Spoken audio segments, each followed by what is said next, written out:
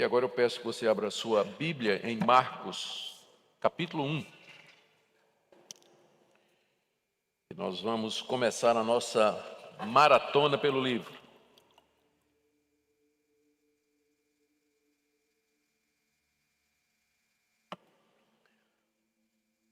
Vamos ler apenas o verso 1 de Marcos, capítulo 1. Princípio do Evangelho de Jesus Cristo, Filho de Deus. Pai querido, nós estamos diante do Evangelho de Jesus Cristo, teu Filho, e nós queremos aprender, nós queremos conhecer. Nós pedimos ao Pai que na tua graça, tu envies teu Espírito Santo para nos instruir a respeito do Filho, a respeito do teu Filho que veio conforme prometido. Dê que esses estudos sejam usados por ti para nos levar a amá-lo mais, conhecê-lo mais e a termos mais ousadia para falar a respeito desse Evangelho. Em nome de Jesus. Amém.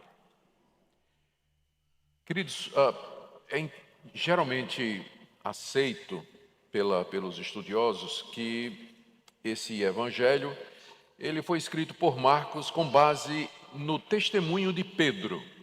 Eusébio, o primeiro grande historiador da igreja, no século IV, na sua obra História Eclesiástica, se refere ao Evangelho de Marcos como sendo o testemunho de Pedro. Marcos, ele é aquele jovem discípulo que se converte depois, ele vem a conhecer a Cristo provavelmente depois da morte e da ressurreição de Jesus. Ele primeiro foi companheiro de Paulo e depois ele foi companheiro de Pedro. Acompanhou os dois grandes apóstolos do primeiro século nas suas viagens missionárias. E é daí que Marcos tem todas as informações que nós temos aqui a respeito de Jesus Cristo. E o testemunho de Pedro é a sua principal fonte. Então, num certo sentido, o Evangelho de Marcos é o Evangelho de Pedro, é o testemunho desse apóstolo tão conhecido. Marcos escreveu antes do ano 70, em meados da década de 60, provavelmente, e a sua audiência era a Igreja de Roma. Ele escreveu para os cristãos que estavam em Roma, já ameaçados de perseguição, questionados pelos judeus e pelos gentios sobre quem era Jesus, esse Jesus que eles tanto falavam. Marcos escreve o Evangelho para mostrar, como diz aqui no verso inicial, que ele é o Filho de Deus. E que isso ficou provado pelo seu ensino, pelas suas obras, pelos seus milagres e pelos seus prodígios. E que, portanto, os cristãos de Roma podiam ficar tranquilos e firmes na fé que eles haviam recebido e que haviam aprendido. Provavelmente Marcos foi o primeiro evangelho a ser escrito. Ele serviu de base para Mateus, escreveu o seu evangelho, para Lucas escreveu o seu evangelho, embora, é claro, Mateus, como testemunho ocular, também tinha material sobre Jesus, e Lucas era um investigador que tinha muitas outras fontes, mas Marcos parece ter sido a base de todos os outros dois evangelhos chamados sinóticos, né? Mateus, Marcos e Lucas.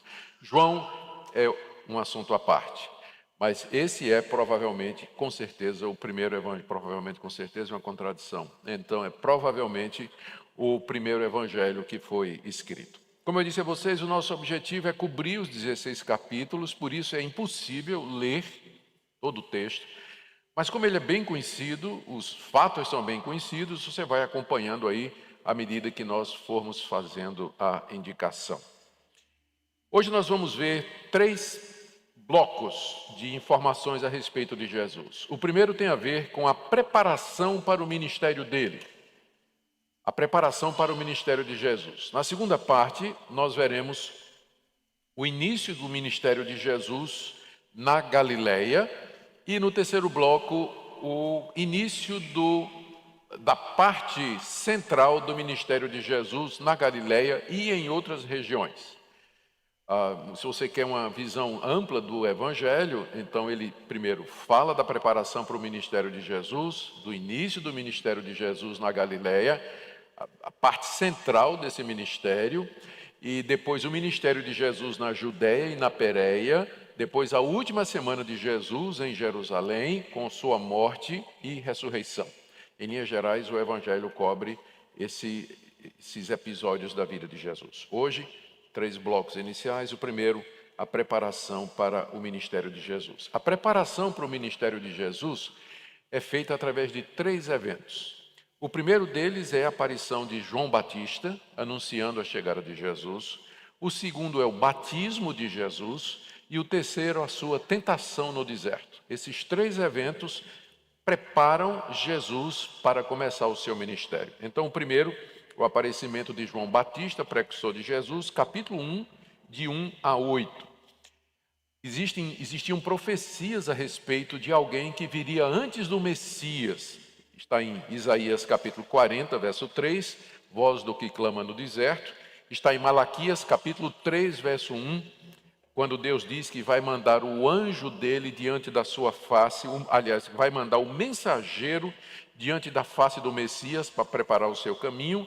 E em Malaquias capítulo 4, de 5 a 6, onde é dito que antes dos fins dos tempos, Deus mandaria o profeta Elias.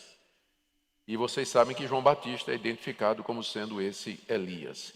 Então, o livro começa com essas profecias e apresenta João pregando no deserto, versos 4 a 6. João aparece vestido como se fosse o profeta Elias, com roupa de pele de camelo, comendo gafanhoto e mel silvestre no deserto. A identificação com Elias é imediata, porque essa era a roupa que Elias usava. O local onde João aparece pregando, aí no verso 4 a 6, é no deserto, nas margens do rio Jordão, perto da cidade de Betânia. Era um local onde o rio Jordão se afunilava e onde havia um local onde as pessoas podiam entrar e atravessar o rio. A pregação de João, segundo Marcos nos informa aqui, era que os judeus tinham que se arrepender dos seus pecados e serem batizados, porque o reino de Deus havia chegado e que as promessas de Israel, feitas a Israel pelos profetas, estavam se cumprindo. Porque, embora João batizasse com água, estava chegando alguém que era mais poderoso do que ele. João não era digno nem de pegar as sandálias dele, e que batizaria com o Espírito Santo. E esse que estava vindo era maior do que João Batista, porque já existia antes de ele existir. O que era novo aqui? O batismo, ele já era conhecido pelos judeus, embora a marca da identificação do povo de Deus fosse a circuncisão no Antigo Testamento, mas no período intermediário entre o Antigo e o Novo, e nos poucos anos antes de Jesus aparecer, os judeus praticavam batismo para iniciar quem não era judeu na fé cristã. Então, todo prosélito, ele era batizado. A gente não tem ideia se esse batismo era por aspersão ou por imersão. Nós vamos deixar essa treta para outra briga, outra hora. Mas todo novo judeu convertido, que vinha de fora do judaísmo, ele passava por um processo de batismo. Já era conhecido o batismo como forma de iniciação. O que há de novo aqui é que João Batista está batizando e ele estabelece o arrependimento e a fé no Messias como condição para que essas pessoas fossem batizadas. Ele chamava os judeus ao arrependimento.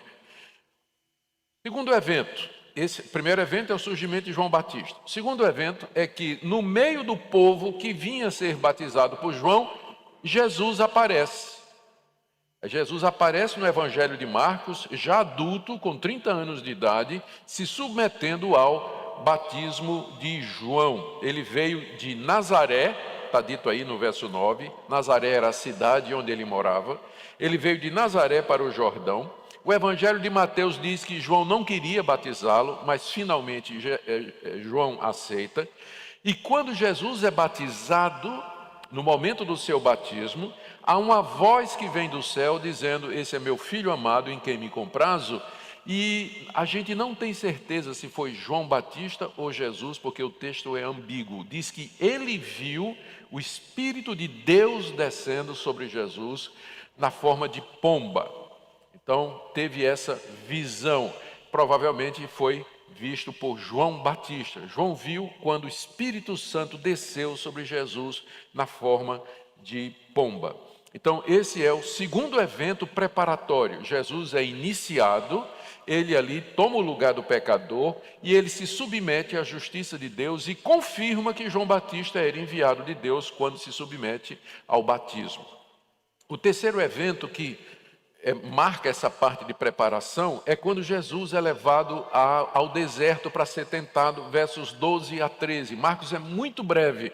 Os outros evangelhos dedicam mais tempo a isso, mas em 2 versículos apenas, Marcos diz que Jesus é levado ao deserto para ser tentado logo depois do batismo, e foi tentado durante 40 dias pelo diabo, mas depois ele diz que ele estava com as feras. O deserto era um local onde tinha animais selvagens, mas os anjos serviam a Jesus durante esse período. A gente sabe que nesse período houve 3 tentações específicas feitas pelo diabo. A primeira, para transformar pedras em pães. Segunda, para pular do alto do templo. E terceiro, para adorar Satanás e receber os reinos deste mundo. Por que era necessário que Jesus passasse por isso? Porque Jesus é o segundo Adão. Ele é o representante da nova humanidade. Assim como Adão foi testado lá no paraíso, foi tentado e caiu, Jesus também tinha que ser provado e tentado, só que ele não caiu. Ele resistiu a todas as tentativas do diabo de fazê-lo desobedecer a Deus, ao contrário do primeiro Adão lá no paraíso, que caiu debaixo da tentação. O que é que esses eventos representam? Primeiro, que João Batista é o grande e último profeta de Israel. Depois não tem mais profetas, como Isaías, Jeremias, Ezequiel, Daniel. João Batista é o último deles, como Jesus vai dizer mais adiante. Segundo, que a grandeza de João Batista não estava em milagres ou curas, mas simplesmente no fato de que ele era o precursor de Jesus Cristo, aquele que teve a honra de preparar o caminho para a vinda de Jesus. E o seu ministério é o cumprimento de várias promessas. Também a gente aprende desses 3 eventos que o reino de Deus nesse mundo foi implantado de forma decisiva com a chegada de Jesus, porque a mensagem de João é essa: o reino de Deus está chegando. Então vocês se arrependam, vocês se preparem, porque é só através do arrependimento que vocês podem entrar no reino de Deus. Terceira coisa que a gente aprende é que Jesus se submete voluntariamente à vontade de Deus. Ele toma o lugar do pecador, porque ele não precisava ser batizado, porque ele não tinha de que se arrepender. Como santo filho de Deus, ele não tinha pecado. E o batismo de João era batismo de arrependimento para perdão de pecados. Mas Jesus se submete porque ali ele começa a tomar o lugar do pecador. Ali ele começa a se identificar com o seu povo pecador que ele haveria de salvar. Como eu disse, ele é o segundo Adão, o representante do povo de Deus, foi tentado pelo diabo como Adão, não caiu em tentação, venceu e finalmente ele haveria de triunfar na cruz. Esse é o primeiro bloco do Evangelho de Marcos. Jesus, então, é introduzido através desses 3 eventos. Segunda parte é o início do ministério de Jesus na Galileia, que você encontra aí do verso 14 até o verso 15. É tão pouquinho que eu vou ler. Depois de João ter sido preso, foi Jesus para a Galileia pregando o Evangelho de Deus e dizendo: o tempo está cumprido, o reino de Deus está próximo, arrependei-vos e crede no Evangelho. João sai de cena, porque João é preso. Logo depois desses eventos, João Batista é preso e decapitado pelo rei Herodes. João sai de cena e agora o foco do evangelho é Jesus Cristo. A Galileia, onde Jesus começa o batismo, onde começa o seu ministério, era ao norte da região onde ele teve o seu batismo. A Galileia era ao norte da Palestina, era uma região muito desprezada. Os galileus moravam na proximidade com os povos gentios e os judeus puro sangue da Judéia desprezavam completamente a Galileia. Jesus poderia ter começado o seu ministério lá na Judéia, lá em Jerusalém, na capital, mas ele foi lá para o Nordeste, e desculpa a expressão, mas é que eu sou nordestino, não vou fazer ofensa a ninguém. Mas seria mais ou menos isso, ele podia ter começado a ministrar em São Paulo, ou no Rio, ou em Brasília, onde estava lá todos os poderes, mas em vez disso ele começou lá no Nordeste.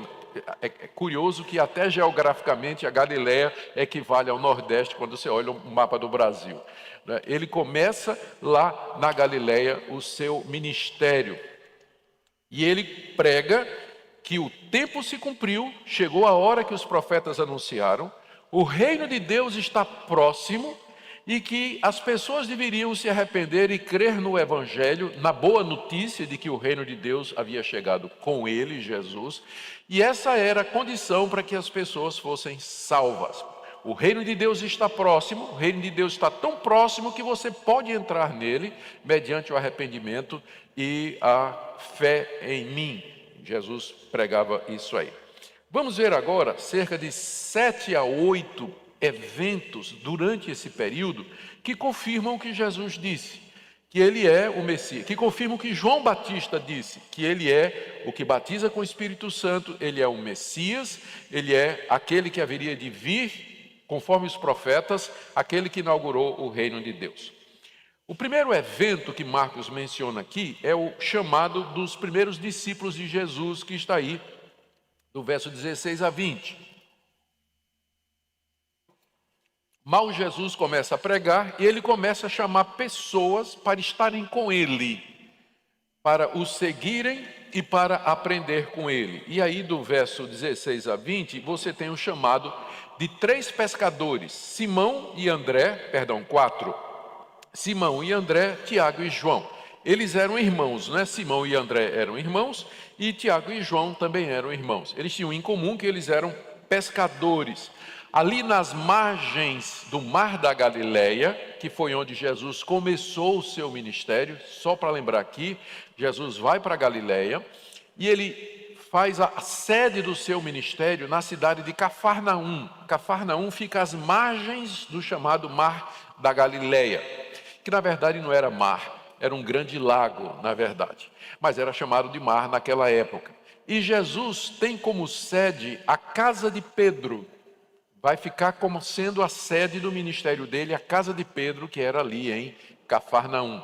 A família de Jesus tinha ficado em Nazaré, que ficava mais para a esquerda quando você olha o mapa, mas Jesus foca em Cafarnaum e na região ao redor do Mar da Galileia. E lá havia muitos pescadores. E Simão e André já conheciam Jesus, de acordo com o Evangelho de João, eles já conheciam Jesus, e eles são chamados juntamente com Tiago e João para se unir a Jesus, e a promessa que Jesus faz é essa: vocês vão se tornar pescadores de homens. Essa foi a chamada que Jesus fez, dizendo: venham após mim e eu farei de vocês pescadores de homem. E ali e eles vêm, os 4 então se unem e seguem a Jesus. E dali Jesus entra na cidade de Cafarnaum, que era a cidade onde ele vivia, e ele entra no sábado lá na sinagoga, e aparece um homem endemoniado lá na sinagoga, começando a dizer que Jesus é o Filho de Deus. Os demônios já sabiam aquilo que Jesus estava dizendo e que João Batista estava anunciando, que o Filho de Deus estava chegando, que na verdade havia chegado. Os demônios foram os primeiros a perceber isso. Os demônios disseram: é ele, esse que a gente temia, esse que a gente não queria que viesse, ele chegou. E uma pessoa endemoniada começou a professar no meio da sinagoga que Jesus era o Filho de Deus. Está aí do verso 21 até o 28. E Jesus expulsa o demônio somente com a palavra, causando grande sensação e espanto, porque naquela época tinha exorcismo. Os judeus praticavam o exorcismo, só que o exorcismo durava 7 dias. Se pegava objetos da pessoa, orava em nome de Yahvé, os sacerdotes faziam toda um cerimonial, lutavam contra o demônio durante 7 dias para expulsar o demônio. Imagine qual não é o espanto quando lá na sinagoga Jesus diz assim: sai. E o demônio sai na hora, e todo mundo então começa a perguntar: quem é esse? Lembra que o tema central de Marcos é a identidade de Jesus, o segredo messiânico? Começa então, esse milagre de Jesus já provoca: ué, quem é esse que expulsa demônios só com a palavra? De onde vem essa autoridade? Quem é essa pessoa? E a partir dali, Jesus começa um ministério itinerante nas vilas e cidades ao redor da Galileia, pregando nas sinagogas, expulsando demônios, curando doentes e anunciando a chegada do reino de Deus. Era isso que Jesus fez durante quase 2 anos ali na região da Galileia, que nós vamos ver. Ele ia nas sinagogas das cidades, ele ia para as vilas, ele ia para os campos, e onde ele podia, ele expulsava demônios, ele fazia milagres curando os enfermos e anunciava a chegada do reino de Deus. E enquanto isso, ele estava chamando os seus discípulos, chamando as pessoas que haveriam de estar com ele.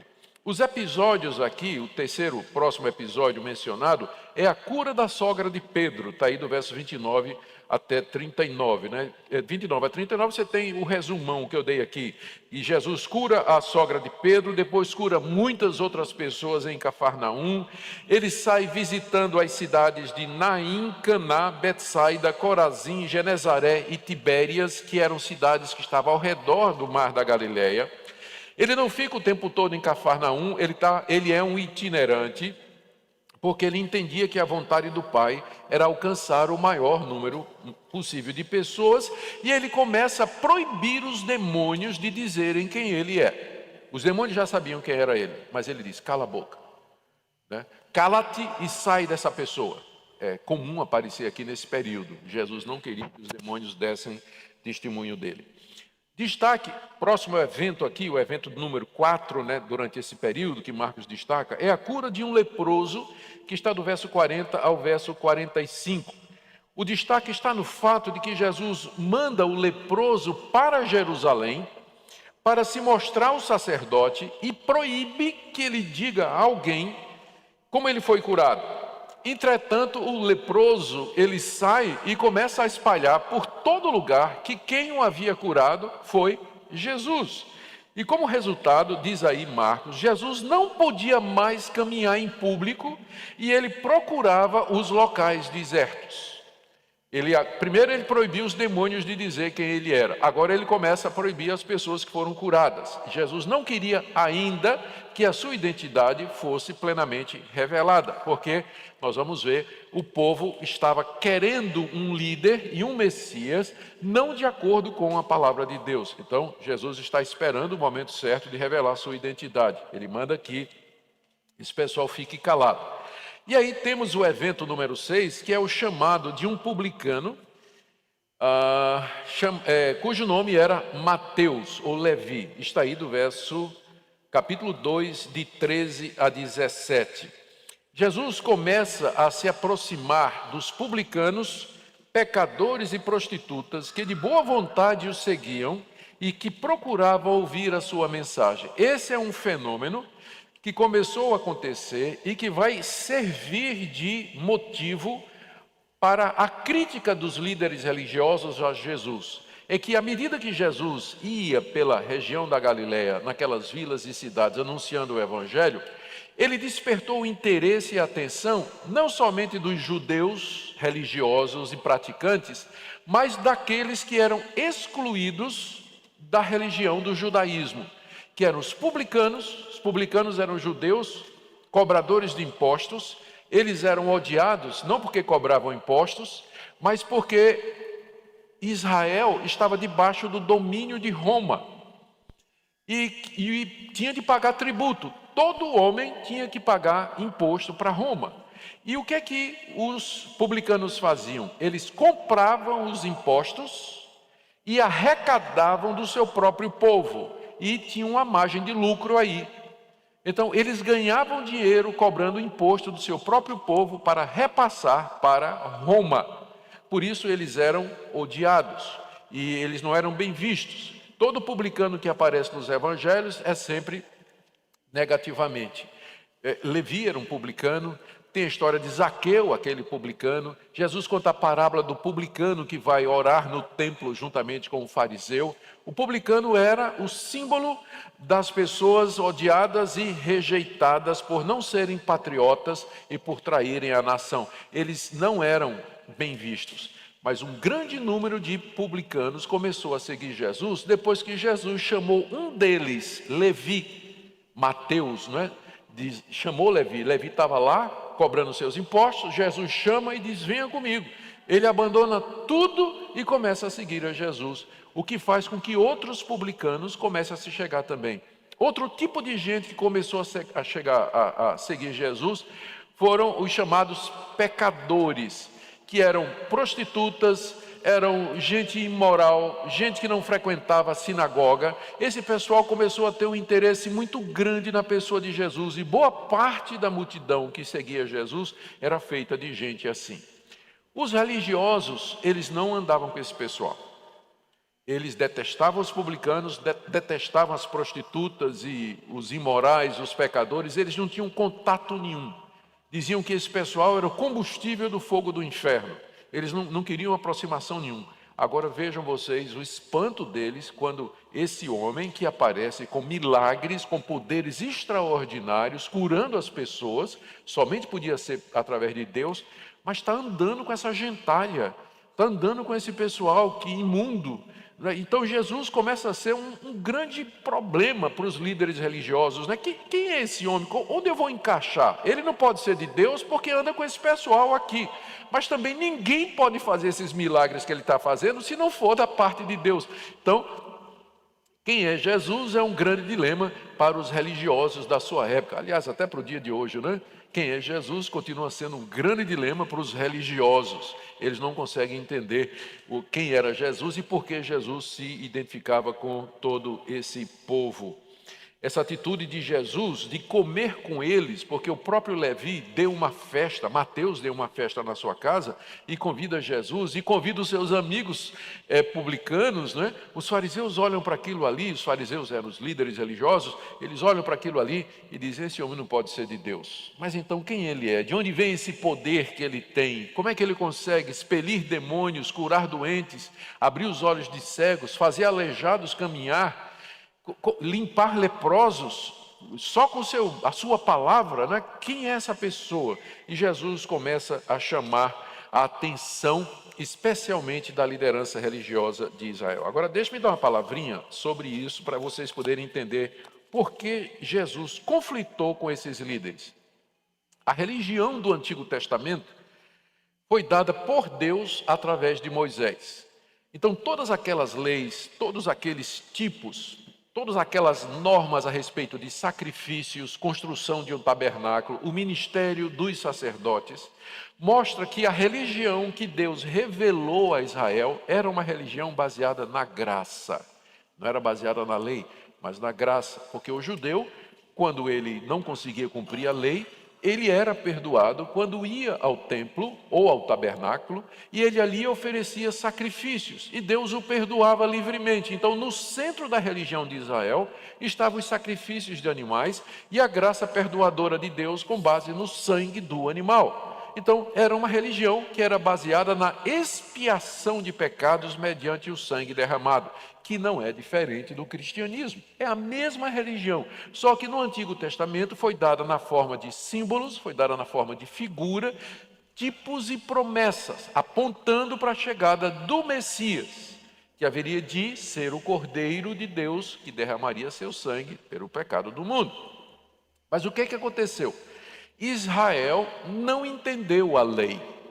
E os judeus pensavam que todas aquelas normas, elas eram por si só o caminho da redenção. Que se você guardasse todas aquelas leis, você seria salvo pela guarda da lei. Então eles pensavam que a salvação era meritória.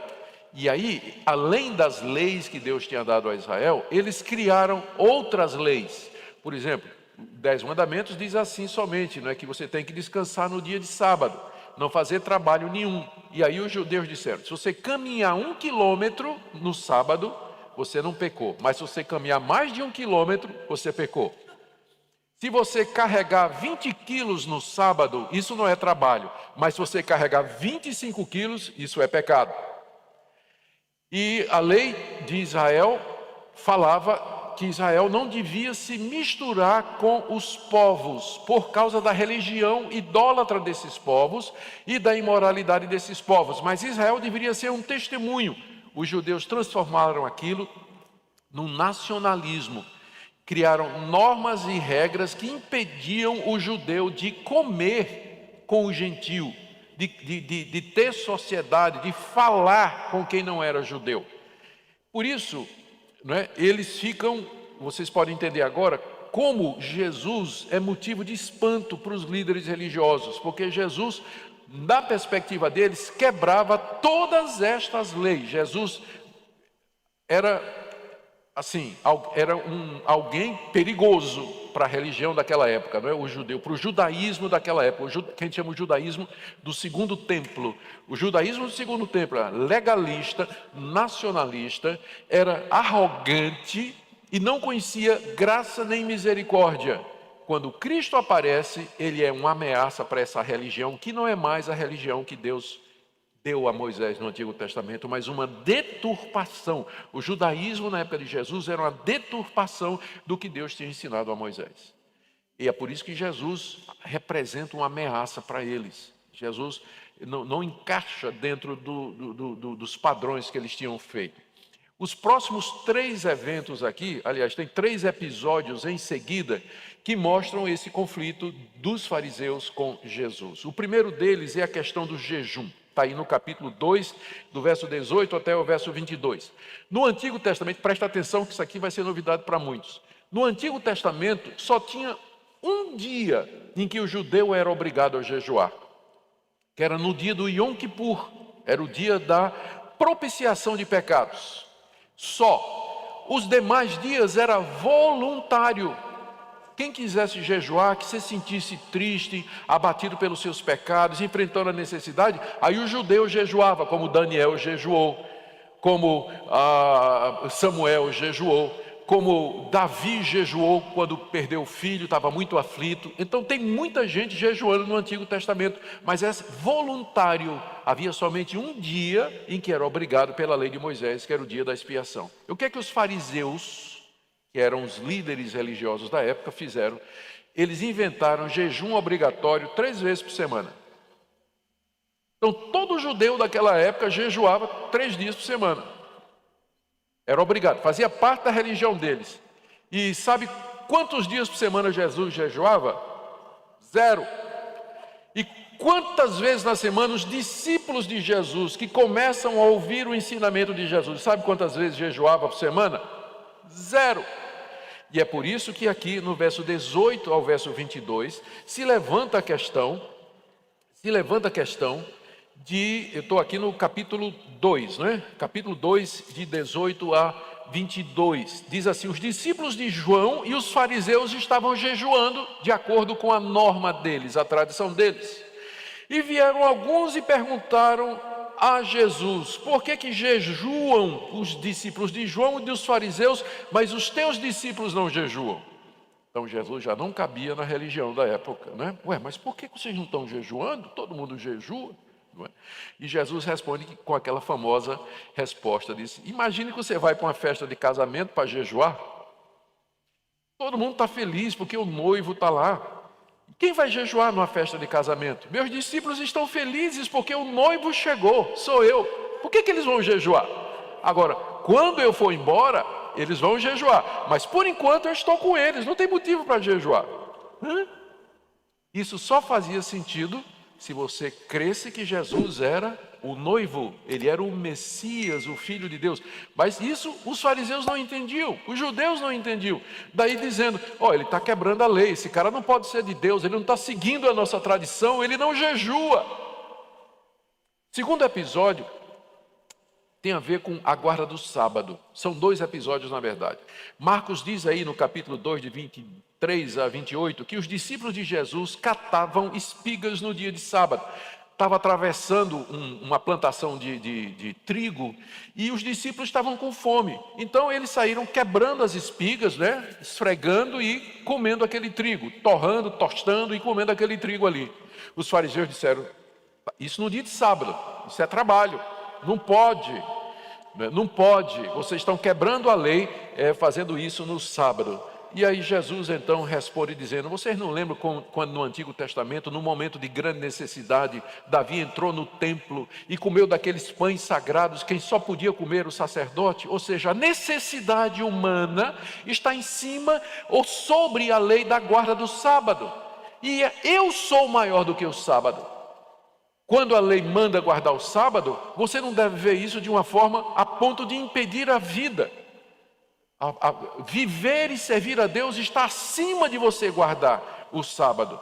Resposta de Jesus, dizendo que ele inclusive era maior do que o sábado. E o terceiro episódio também se dá quando Jesus, entrando na sinagoga, no dia de sábado, capítulo 3, de 1 a 6, capítulo 3, de 1 a 6, a sinagoga que é provavelmente a mesma sinagoga de Cafarnaum, tem lá um homem com a mão ressecada, e diz o texto aí que os fariseus estavam tudo olhando para ver se Jesus ia curar o cara, para acusar ele de quebrar o sábado.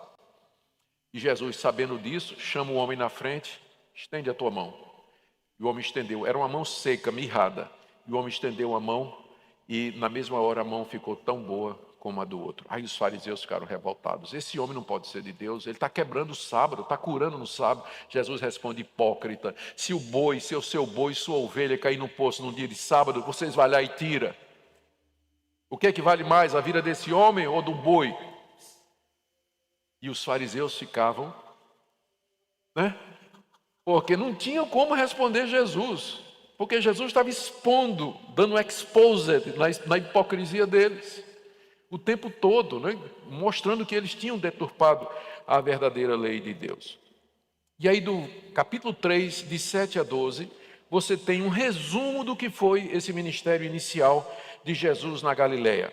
Diz aí que Jesus se retira com seus discípulos para as margens do mar da Galileia.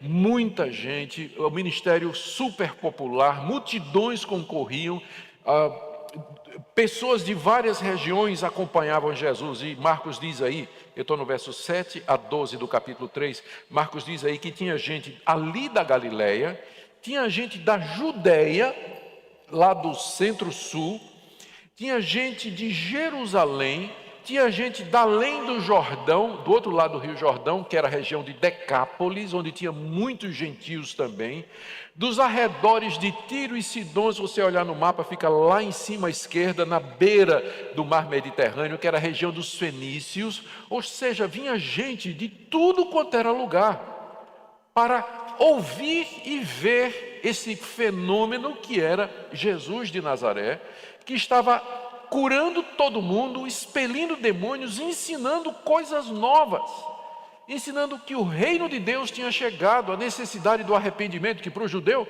me arrepender de quê? Eu sou filho de Abraão, eu sou judeu, fui circuncidado, raça de víboras. Jesus dizia: se vocês não se arrependerem, vocês todos perecerão.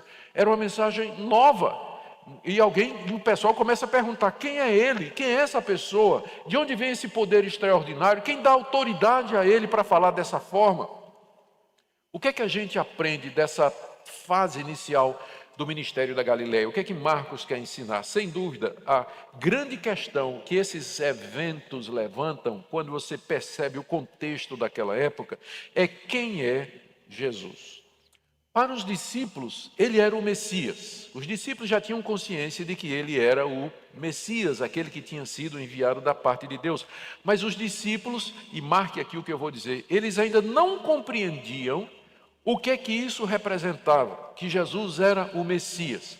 Porque a visão judaica daquela época, a visão messiânica, era de que o Messias seria um líder político, um líder nacionalista, um líder militar, que juntaria as 12 tribos debaixo do seu comando, lutaria contra os exércitos romanos e derrotaria os exércitos romanos e colocaria Israel como sendo o reino dominante, ou o país dominante, a força dominante sobre todo o mundo.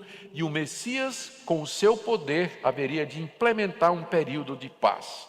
Nesse período, o Messias chamaria todas as nações para debaixo do seu governo. E o Messias derramaria o Espírito Santo sobre todos eles. Mas a visão principal que os judeus tinham sobre o Messias é que ele era um nacionalista, ou seja, que ele viria para livrar a nação de Israel do domínio romano e que colocaria Israel como sendo a nação mais importante da terra. Então os discípulos criam nisso, eles dizem, Jesus é o Messias, mas só que eles tinham essa ideia de Messias. Por isso que quando Jesus começa a dizer, eu vou ser traído, eu vou ser morto, eu vou ser entregue na mão dos sacerdotes e dos gentios, os discípulos disseram, mas peraí, né? Como assim? É por isso que Judas se decepcionou. Por isso que Judas perdeu as esperanças, porque Judas, não é que só pensava em dinheiro, ele viu em Jesus a oportunidade de lucrar, de ser alguém importante, quem sabe alguém que ia se sentar à direita de Jesus no trono do mundo, como o maior império da terra. Quando ele viu que Jesus não ligava para isso, e tudo isso começou quando quando aquela mulher derramou aquele perfume caríssimo sobre a cabeça de Jesus, de nardo puro, era um elemento caríssimo, e Judas disse, que desperdício, isso aí podia ser dado para os pobres. Só que Judas é que tinha a sacola, a conta da poupança, né? Onde entrava o dinheiro dos discípulos e ele tirava aquele dinheiro de lá. Quando ele viu que Jesus não ligava para isso, Jesus disse deixa, ele perdeu as esperanças. Ele disse, o que é que eu posso fazer para ganhar dinheiro com Jesus? E aí ele sabia que as pessoas queriam pegá-lo e ele foi então, por 30 moedas, trair Jesus. Por que tudo isso? Que a visão que eles tinham era de um Messias poderoso, vencedor, conquistador, que haveria de arrebentar com os inimigos de Israel e estabelecer Israel como sendo o centro principal da terra. E naturalmente não era isso que ia acontecer. Eles não tinham entendido que o Messias primeiro tinha que padecer. Ele tinha que ser traído, ele tinha que sofrer, ele tinha que morrer para depois ressuscitar. E que a vinda do Messias era em duas etapas. A primeira vinda em humilhação e a segunda vinda em glória, quando ele viria no final dos tempos, que é o que nós estamos esperando, para então estabelecer o reino de Deus na terra. E não é somente com a nação de Israel, mas com todos aqueles de todos os países que creem no Senhor Jesus como sendo o Filho de Deus. Mas a essa altura os discípulos não entendiam, os fariseus muito menos, os judeus não tinham a menor ideia, mas os discípulos sabiam que ele era o Messias, só que eles tinham essa ideia errada do que era o Messias. Por isso, essa dificuldade. Para os discípulos, Jesus era o Messias, embora eles não entendessem isso. Para as multidões, Jesus era como um profeta. Teve sempre muitos profetas em Israel. É interessante que, preste atenção nisso, o último profeta foi Malaquias, 400 anos de Cristo, antes de Cristo. Depois disso não aparece mais profeta em Israel. São 400 anos de silêncio. Não aparece mais ninguém dizendo, eu sou, assim diz o Senhor. Assim diz o Senhor. Não tem. João Batista é o primeiro, depois de 400 anos, que aparece em nome do Senhor, falando em nome de Deus e chamando a nação de Israel ao arrependimento. E agora aparece Jesus com um poder ainda maior do que João Batista, fazendo sinais e prodígios que João Batista nunca fez e chamando toda a nação ao arrependimento. E aí é natural que muitos judeus disseram, isso aí é um dos antigos profetas de Israel, como Jeremias, Daniel. Deus está mandando outros profetas. Sim, Jesus era profeta, mas muito mais do que isso, né? Só que eles não perceberam isso, naquela altura. Eles acharam que Jesus era um dos profetas. E alguns achavam que era Elias, porque eles sabiam daquela profecia de Malaquias, de que Deus ia mandar o profeta Elias antes do grande e terrível dia do Senhor. Eles pensavam que Jesus era Elias. Elias, na verdade, era João Batista, não é?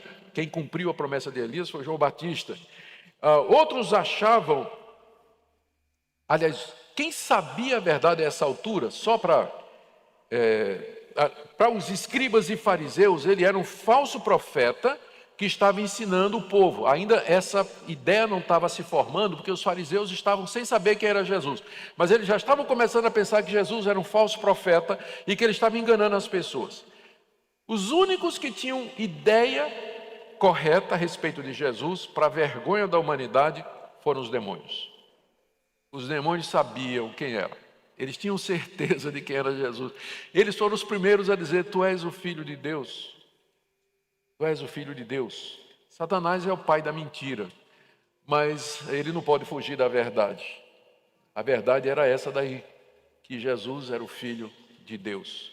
Jesus é o Filho de Deus. E é interessante encontrar a verdade na boca dos demônios, o que significa que a gente pode achar a verdade mesmo na boca de ímpios. Tem crentes que acham que só podemos aprender com crentes e com evangélicos e com cristãos. Sem dúvida, nós temos uma compreensão clara da verdade, compreensão muito clara da verdade. Mas mesmo descrentes, eles podem descobrir verdades. Muitas das boas coisas que nós desfrutamos hoje é baseada no trabalho de pesquisa de gente que não era cristão, mas pesquisou física, química, biologia, medicina, e fizeram descobertas que nos ajudam até o dia de hoje. Se sair uma vacina boa e que venha realmente resolver o problema desse vírus, provavelmente vai ter sido elaborada por gente que não conhece a Deus, não crê, não professa o cristianismo. Isso porque a verdade é de Deus, não importa na boca de quem esteja. Toda a verdade é de Deus e a gente pode aprender.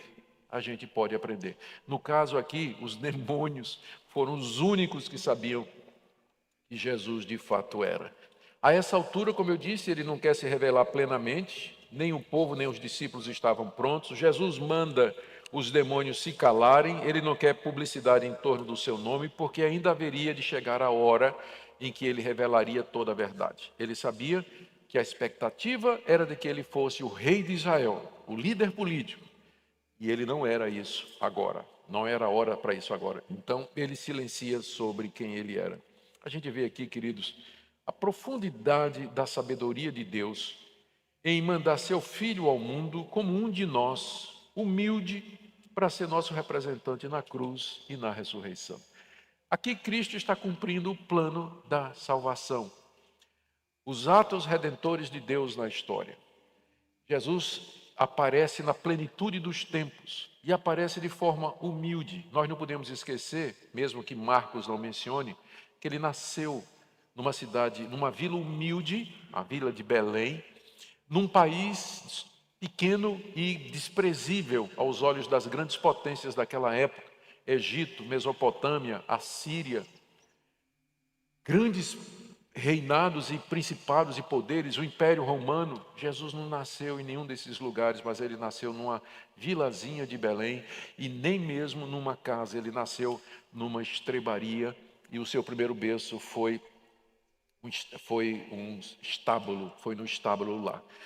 Então, um coche, como a gente diria aqui, seu primeiro berço foi um coxo. E longe do que a gente pensa a respeito da glória ou da vaidade humana ou dos poderes humanos, a gente contempla aqui a humildade de Deus na pessoa do seu Filho Jesus Cristo. Agora vamos para o terceiro bloco. Eu disse a vocês que eram 3 blocos. Só fazendo uma lembrança para vocês estarem seguindo, Primeiro nós vimos os eventos que marcam a preparação de Jesus para o ministério, que foi o aparecimento de João Batista, o seu batismo, o batismo de Jesus e a tentação no deserto.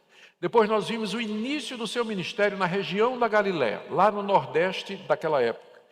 Ele ali viaja pelas vilas, pregando o evangelho, expulsando demônios, curando pessoas e ensinando coisas que na verdade era a verdade de Deus, que estava no Antigo Testamento, mas para o judaísmo da época representava um grande desafio e um grande conflito. E ali Jesus começa a chamar os discípulos, a chamar discípulos para si, gente ao seu redor. Nós vimos o chamado de 4 pescadores. Nessa altura ele já tinha chamado outros também, que Marcos não narra, que já estavam com ele. E ele começa a ter conflito com os fariseus por causa de andar com os humildes, os desprezados, os publicanos, os pecadores, e por quebrar o sábado. na avaliação dos fariseus. Então, os fariseus já estão armados para lutar contra eles. Como eu estou falando muito sobre fariseu, deixe-me dar rapidamente uma síntese da liderança daquela época. O judaísmo daquela época era dividido em seitas ou denominações, como nós temos hoje na igreja evangélica. Na igreja evangélica, nós temos batista, presbiteriano, metodista, pentecostal e tudo mais. No judaísmo daquela época, também era dividido em denominações. Você tinha a seita dos fariseus, que eram os mais estritos. A palavra fariseu significa separado.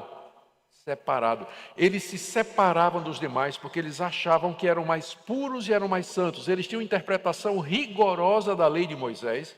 Eles tinham adicionado novas leis e eram eles quem dominavam a religião da época.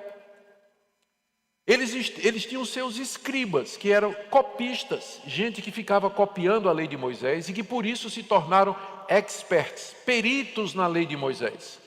Então, os fariseus, quando você ouvir fariseus e escribas, era o mesmo grupo, só que os escribas eram os especialistas na lei e os fariseus eram os líderes religiosos, tá certo? Depois você tinha os saduceus. Os saduceus estavam mais ligados ao poder, era o pessoal mais da elite. Eles tinham uma interpretação frouxa da lei de Moisés, não acreditavam em ressurreição, não acreditavam em anjo. Eles tinham dúvidas a respeito disso, eles não acreditavam. Vocês tinham os zelotes. Os zelotes eram um grupo revolucionário que queria subverter o Império Romano, que não aceitava o domínio de Roma e que de vez em quando fazia uma revolução. Aparecia um líder revolucionário lá e os zelotes estavam lá. Um dos discípulos de Jesus era um zelote. Jesus foi chamar um zelote para ser discípulo dele. E você tinha os essênios. Os essênios não moravam em Jerusalém, mas moravam no Mar Morto, numa região chamada Qumran. A gente sabia da existência deles, a Bíblia não menciona esse grupo, mas a gente sabia da existência deles através de Filo de Alexandria e de um outro escritor antigo que faz menção para eles. Até que na década de 50 do século passado, descobriram as cavernas de Qumran e a biblioteca desses essênios, dezenas e dezenas de livros, datando de 150 anos antes de Cristo. Então a gente tem cópias do Antigo Testamento, porque eles copiavam a lei, de 150 anos antes de Cristo. Já pensou? Isso aí foi um grande avanço no nosso conhecimento do Antigo Testamento. Então, esse era o cenário político-religioso daquela época. E a liderança era composta pelos fariseus, que não se davam com os saduceus. De repente, a gente vai ver que eles dois vão se unir contra o inimigo comum. Parece muito comum isso na política, né? Dois partidos que se odeiam se juntam contra um partido comum. Isso aconteceu também durante o ministério da Galileia, de Jesus lá. Os fariseus se juntam com os saduceus para enfrentar Jesus Cristo. Gente, deixe-me correr aqui que o meu tempo está terminando. E a gente tem que chegar no final, não é? No capítulo 16. Então, deixe-me correr aqui. Vou agora para a terceira parte do que eu pretendia falar hoje. O terceiro bloco é o início, o período intermediário do ministério de Jesus, ainda na região da Galileia. São três coisas aqui. Jesus começa a focar nos seus discípulos. Segundo, a tensão contra os líderes religiosos aumenta, vai escalando. E terceiro, o segredo messiânico continua mantido. Isso é o período intermediário. Em tempos e anos, aqui a gente já cobriu praticamente um ano do ministério de Jesus. Nós vamos entrar agora no segundo ano do ministério de Jesus, que ainda é na Galileia. Certo? Segundo ano do ministério dele. Lembre, são 3 anos que ele ministrou. Vamos entrar agora no segundo ano. Nesse período, o que aconteceu de importante que Marcos narra aqui? Primeiro, Jesus escolhe os 12 apóstolos. Isso é muito importante. Depois de um ano, mais ou menos, um ano e pouco, Jesus agora chama 12 apóstolos. Está aí, capítulo 3, do verso 13 até o verso 19. A pergunta é: por que 12? Por que não 10 e por que não 15? Por que 12? É óbvio, 12 é simbólico da nação de Israel, porque Israel tinha quantas tribos? 12. Quantos patriarcas?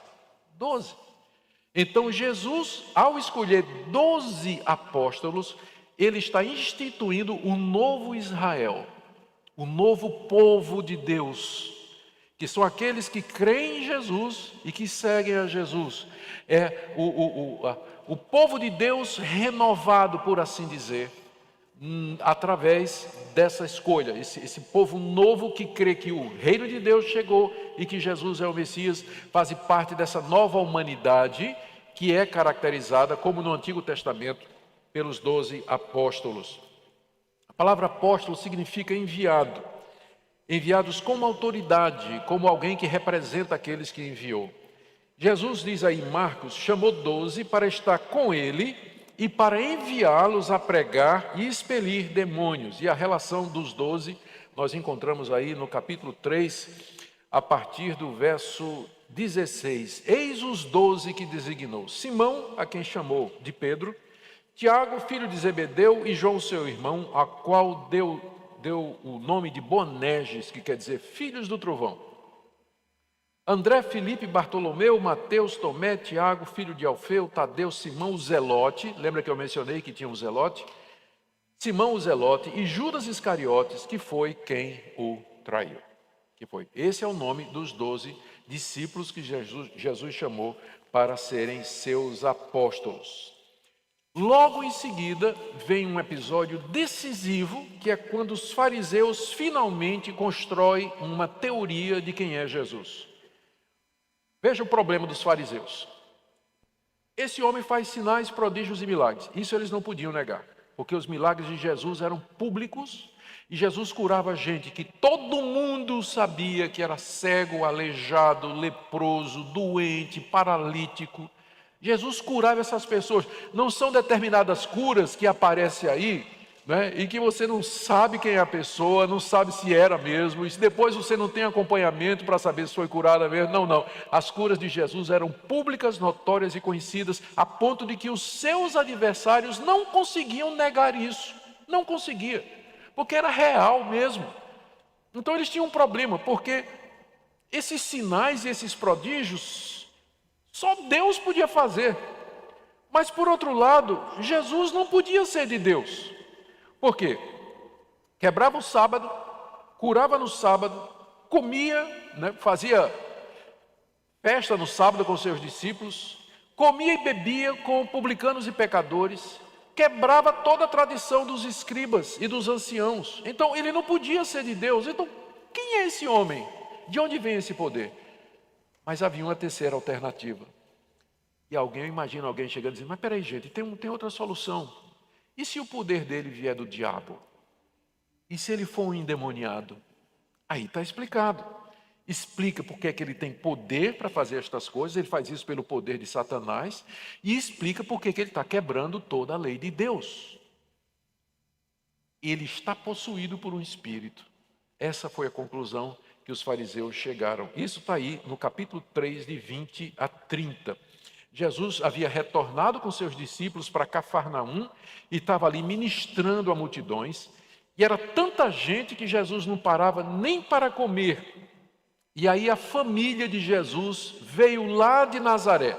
Maria, os 4 irmãos de Jesus e as irmãs de Jesus. José já tinha morrido a essa altura, porque ele nunca é mencionado nos evangelhos, a não ser no episódio do nascimento de Jesus. Provavelmente José já tinha morrido. Então Maria, viúva, juntamente com os filhos, vem lá de Nazaré para, diz o texto, prender Jesus. Porque achava que Jesus estava louco, Jesus precisava ser internado. Veja como era séria a questão de quem era Jesus. A própria família dele achava que tinha alguma coisa errada com ele. Porque Jesus não encaixava no que as pessoas entendiam naquela época. Achavam que ele estava doido e vieram de Nazaré para prender Jesus e colocar no manicômio. Porque essa seria a quarta opção, né? Ele está louco. E foi a opção que a família de Jesus escolheu. E foram lá prender Jesus e levar e internar Jesus. E aí então os fariseus, e aqui eu quero ler para vocês, capítulo 3, do verso 20... Os escribas, veja o verso 22, os escribas que haviam descido de Jerusalém diziam, lembra quem eram os escribas? Eram os especialistas na lei da religião dos fariseus, que de tanto copiar a lei, eram conhecidos como doutores da lei e experts na lei. Esses eram os mais perigosos. Os escribas que vieram de Jerusalém disseram: ele está possesso de Beelzebul. Baal-zebub, em grego, era o nome de uma divindade pagã conhecida como o Deus das moscas. O Senhor das moscas, porque a palavra Baal significa Senhor. Então, era um demônio, era um Deus adorado pelos pagãos, conhecido como o Senhor das moscas. E era considerado o maioral dos demônios, o demônio mais importante, ou o anjo, ou o Deus mais importante para os pagãos. E aí os fariseus disseram: ele está possuído por esse anjo, por esse espírito, esse demônio chamado Beelzebul. Por isso que ele pode fazer os milagres que ele está fazendo. Qual foi a resposta de Jesus? A resposta de Jesus foi, primeiro, contar a parábola do reino dividido. Jesus disse: mas como assim? Beelzebul está expulsando Beelzebul? Todo reino que tiver dividido contra si mesmo vai cair. E toda casa dividida contra si mesmo não persiste. Se eu estou possuído de Beelzebul e eu estou expelindo demônios, significa que meu reino não vai prosperar. Eu estou dando um tiro no pé. Primeira resposta. Segunda resposta. Jesus conta a parábola do homem valente. Ele diz assim: imagine que você quer roubar um homem forte, valente, conhecido por ser violento, armado, e que tem um tesouro na sua casa. Você quer roubar aquele tesouro. Você só pode entrar na casa dele para roubar o tesouro dele se você primeiro amarrar ele. Se você vencê-lo e amarrá-lo, aí você pode roubar o tesouro dele. O que Jesus queria dizer com isso? Eu só expulso demônios porque eu já amarrei o chefe deles. É por isso que eu tenho o poder para livrar as pessoas de Satanás, porque eu já amarrei Satanás. O meu poder é maior do que o de Satanás. E aí a terceira coisa que Jesus diz, que aí eu quero que você leia comigo. Verso 28 até o verso 30. Terceiro lugar, Jesus diz: em verdade eu digo que tudo será perdoado aos homens. Os pecados e as blasfêmias que proferirem, o que você fizer de errado, e as blasfêmias, as idiotices e bobagens que você disser contra Deus, Deus pode perdoar se você se arrepender.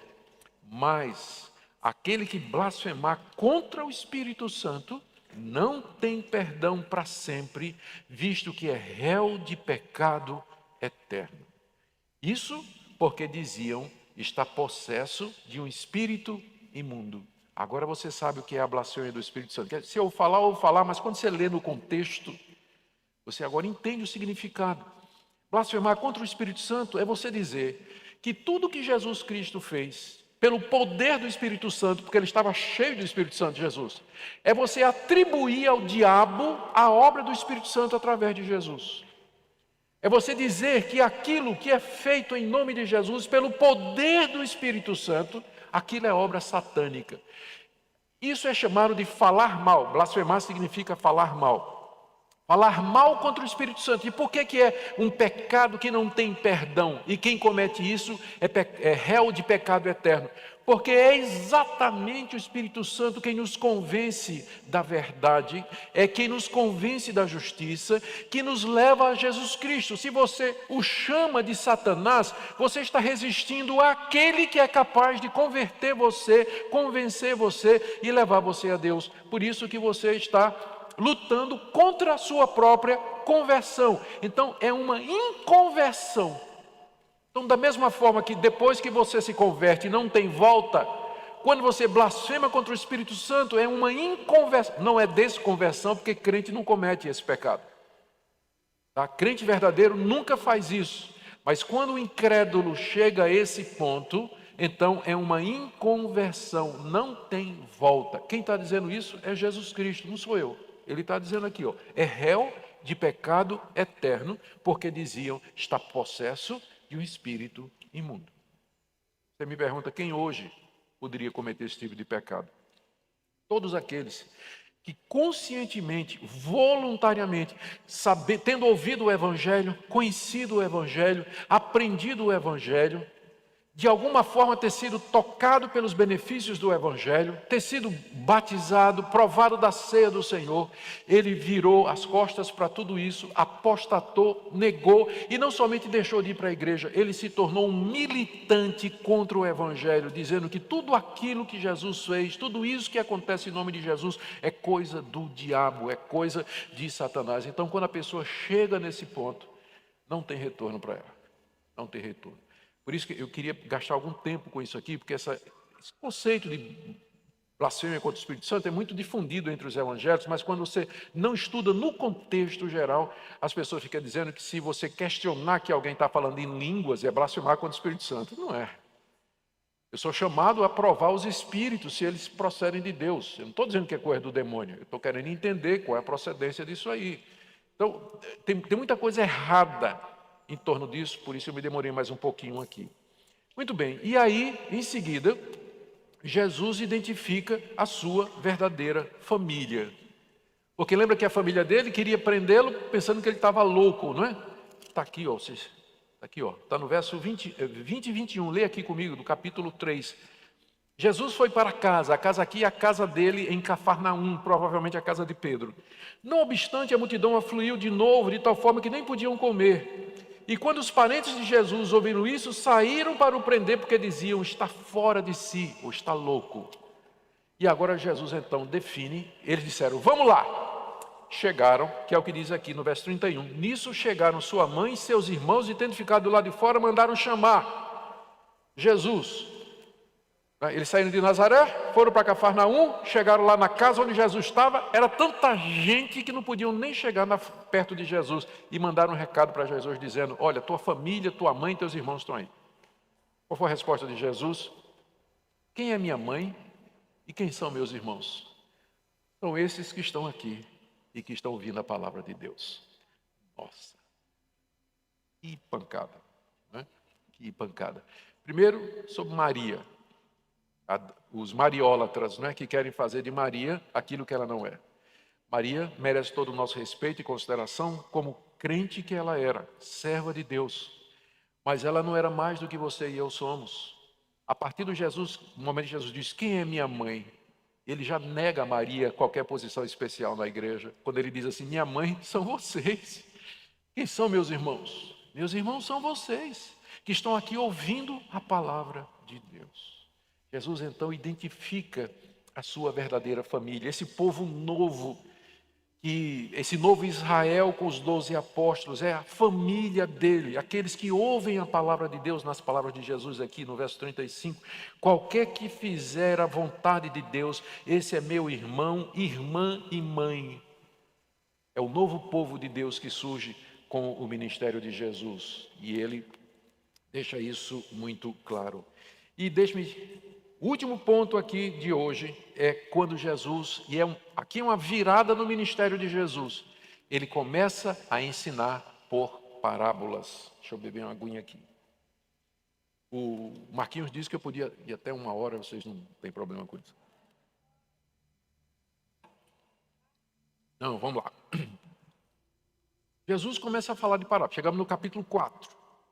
Capítulo 4, de 1 a 34. Jesus, de repente, começa a falar em parábolas. O que é uma parábola? Parábola é uma comparação, ou uma ilustração, é uma comparação tirada de ilustrações da vida real ou imaginárias. É você tentar expressar uma verdade espiritual usando como figura uma comparação que você faz. Então é isso que é uma parábola. E as parábolas que Jesus contou, e ele começa, até aqui ele não contou nenhuma parábola, até aqui não tinha contado nenhuma, ele começa a contar a parábola a partir do capítulo 4. Até aqui Jesus tinha falado abertamente sobre o reino de Deus, mas agora ele começa a usar parábolas para falar sobre o reino de Deus. E o sentido, e ele diz toda vez, quando ele acaba de contar uma parábola, quem tem ouvidos para ouvir, ouça. A parábola tinha como objetivo ocultar a verdade às multidões e revelar a verdade aos seus discípulos. Aqui Jesus começa a fazer a separação.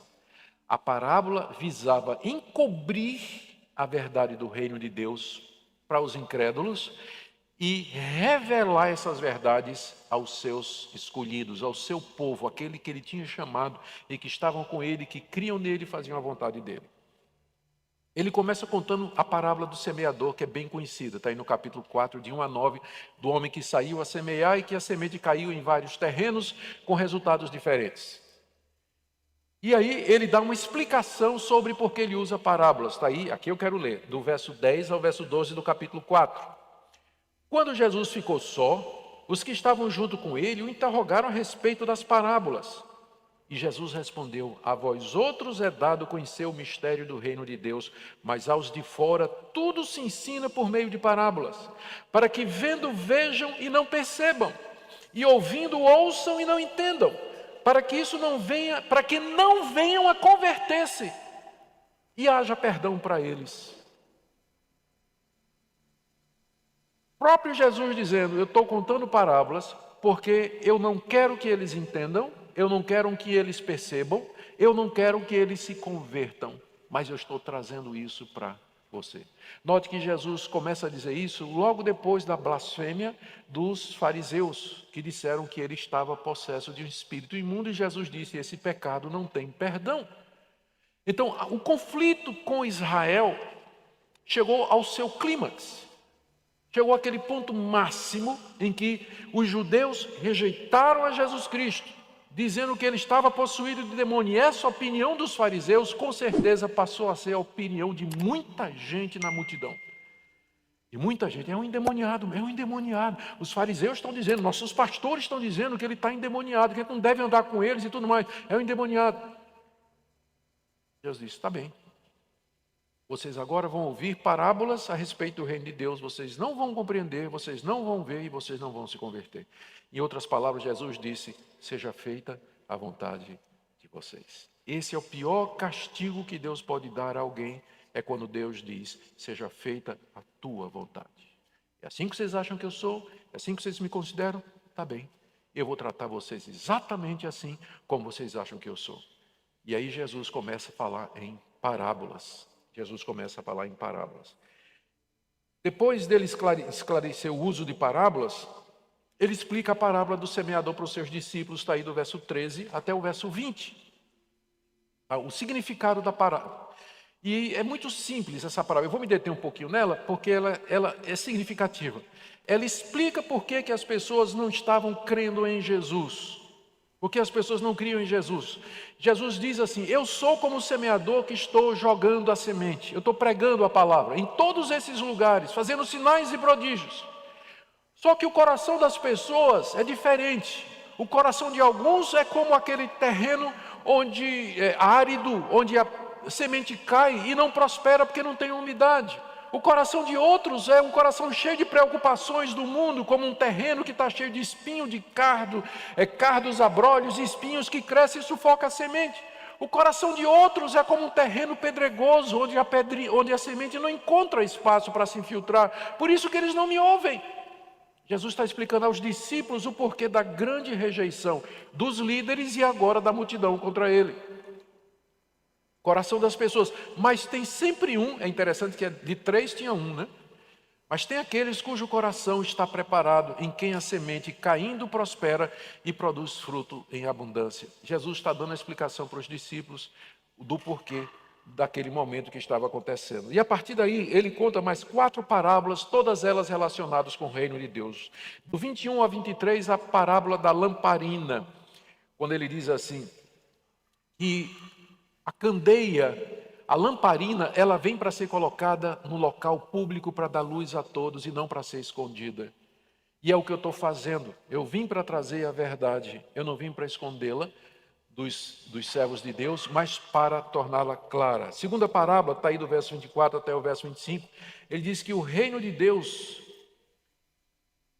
Perdão, pulei aqui a parábola da semente. Está aí do verso 26 até o verso 29. Parábola da semente. Quando ele diz assim, que o reino de Deus é semelhante a um homem que lança semente na terra e vai dormir e amanhece, a semente germinou, ele não sabe como, passa o dia e a noite, e aquela sementinha que ele plantou, ele germina e produz o fruto necessário. Assim é o reino de Deus. Pequenos começos, você prega a palavra, Jesus está dizendo para os discípulos, tudo isso aqui ele diz para os discípulos. Eu ensino a palavra, é como a semente que cai no chão, mas uma hora ela vai brotar. Não aparece, age de maneiras misteriosas. Deus age de maneiras misteriosas e a semente vai brotar no coração de alguns. Depois a parábola do grão de mostarda, do verso 30 a 32, ele disse: o reino de Deus é como o grão de mostarda, que quando você semeia a menor semente, depois vira um arbusto grande, até passarinhos fazem ninhos. O reino de Deus tem pequenos começos, meus discípulos. Não desanimem por conta da rejeição, não desanimem porque eles não creem em mim, porque o reino de Deus tem pequenos começos, como o grão de mostarda, que é pequenininho quando é lançado, depois ele vira uma grande árvore. Jesus, com essas parábolas, ele está querendo encorajar os discípulos, querendo fortalecê-los na verdade, para que eles não desanimem. E aí no capítulo 4, verso 33, eu quero que você leia comigo: com muitas parábolas semelhantes, lhes expunha a palavra, conforme permitia a capacidade dos ouvintes, mas sem parábolas não lhes falava, tudo, porém, explicava em particular aos seus próprios discípulos. Que privilégio, não é? Ser um discípulo de Jesus e conhecer a verdade que é fechada a tantos outros. Proporção de 3:1, de acordo com Jesus aqui. De acordo com Jesus aqui. Que privilégio fazer parte daquele povo que tem o coração que recebe a semente de Deus. O que é que esses eventos nos ensinam? Após Jesus ter desfrutado de um período de grande popularidade, no início do seu ministério na Galileia, ele começa a experimentar a incredulidade dos líderes de Israel e a rejeição deles e também de uma parte do povo. Ele é considerado como endemoniado, sua própria família não entende quem ele é, acha que ele é louco e queria pará-lo. Ele então começa a falar em parábolas, reservando o sentido delas somente para os seus discípulos. E aí Jesus começa a se dedicar mais a eles. Jesus quer prepará-los para a missão que eles têm pela frente. Porque Jesus sabe que vai morrer. E quem é que vai continuar o reino de Deus? Por isso ele escolheu 12. Esses discípulos representam a continuação do reino de Deus que Jesus veio implantar aqui. Os discípulos recebem mais e mais informações sobre o reino de Deus, porque Jesus conta tudo para eles em particular, coisa que Jesus não dizia para a multidão. Embora os discípulos não compreendam plenamente ainda quem é Jesus e qual a missão dele nesse mundo, porque a questão da identidade de Jesus continua sendo um enigma. Profeta, João Batista, Elias, alguns imaginam que ele possa ser o Cristo, o Messias esperado, mas dentro das perspectivas políticas de Israel, nem mesmo a sua família, inclusive Maria, tinha entendido àquela altura quem ele seria.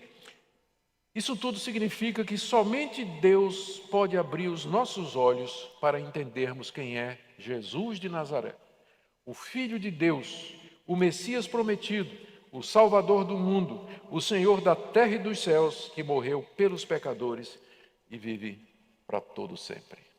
Amém? Glória a Deus. Vencemos a primeira etapa. Amanhã, se Deus quiser, nós continuaremos a ver o ministério de Jesus na Galileia, onde muitos outros eventos importantes serão descritos aqui pelo evangelista Marcos. E a nossa expectativa é que Deus muito nos abençoe, que a gente aprenda mais sobre quem é Jesus, os fatos relacionados com o seu ministério, morte e ressurreição, para que nós o amemos mais e o sirvamos com inteligência e compromisso de coração. Amém? Vamos orar. Pai, te agradecemos pelo teu Filho, te agradecemos que ele veio, te agradecemos que ele suportou a contradição dos pecadores, a incompreensão do povo. Te damos graças porque ele não desistiu, mas ele perseverou. Te damos graças porque ele está sentado agora à tua direita, tem todo o poder no céu e na terra. E depois de ter inaugurado o reino, ele virá para consumá-lo. E a sua vinda nós esperamos com muita expectativa. Abençoa essa semana, Senhor, em que estaremos juntos. Em nome de Jesus. Amém.